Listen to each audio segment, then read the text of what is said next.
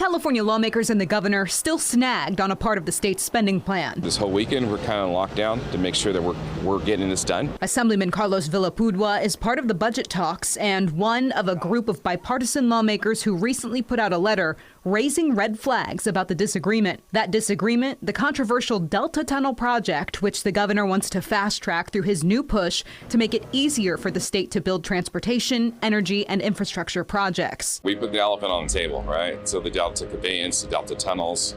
What we do agree both on the Assembly and the Senate is that needs to be taken off. So we're excited about that, but not too excited because we still have to deal with the governor. There's a lot of different projects, so it's like give and take.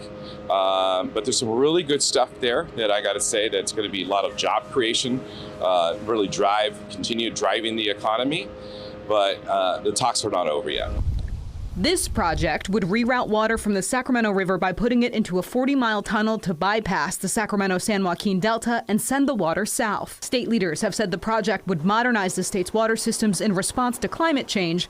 Critics say it would have consequences on fish, water, and air. The project, estimated to take about 20 years to complete, but Governor Gavin Newsom's administration wants to fast-track it through his proposed changes to California's environmental laws, which he rolled out weeks ago. We're not looking to roll over anybody. We're not looking to roll over local communities. We're not looking to roll over environmental stewardship. But opponents say that seems to be exactly what he's doing by attempting to use the budget process to quickly pass policy, especially one as controversial as this.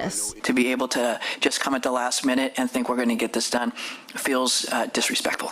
Lawmakers involved in the budget say they're close to a deal. I think we're going to try to make everyone happy. At the state capitol, Ashley Zavala, KCRA 3 News. We did reach out to Governor Newsom's office for a response regarding the concerns. We have yet to hear back.